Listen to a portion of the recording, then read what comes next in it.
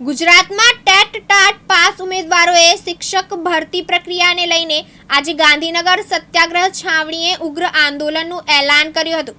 આજે મોટી સંખ્યામાં ઉમેદવારો ગાંધીનગર સિવિલની બહાર ભેગા થયા હતા, જે સત્યાગ્રહ છાવણીએ ઉમટે એ પહેલા પોલીસે અટકાયત કરતા ઉમેદવારો અને પોલીસ વચ્ચે ઘર્ષણના દ્રશ્યો સર્જાયા હતા।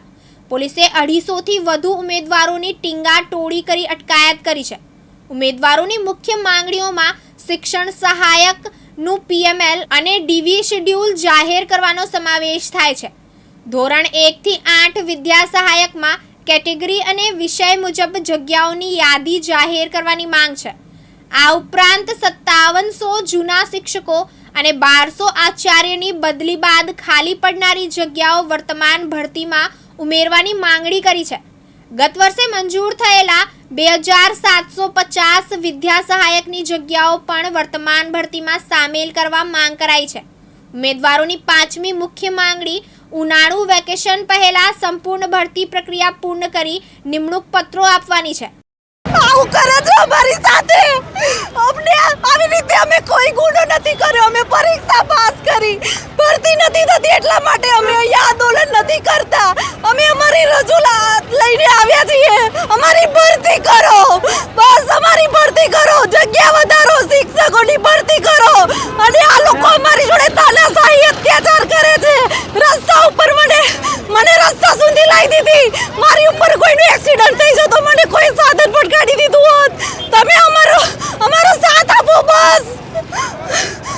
બેન વારંવાર આવી રીતે ખસેડવામાં આવે છે, વારંવાર દર ફેર આવી રીતે કરવામાં આવે છે।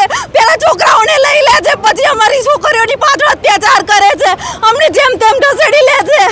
અમારા સરકાર કહે છે અમે સંવેદનશીલ છીએ, કશું જ સંવેદનશીલ નથી। આ તમે જુઓ એમનો અત્યાચાર, આવી રીતે સંવેદનશીલતા એમની દર્શાવે છે। ક્યાંથી આવો છો બેન?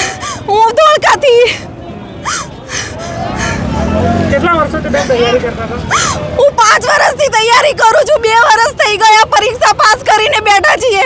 2 વર્ષથી અમે આ રીતે તો ગાંધીનગરના ધક્કા ખાઈએ છીએ, અમારી ભરતી નથી કરતા।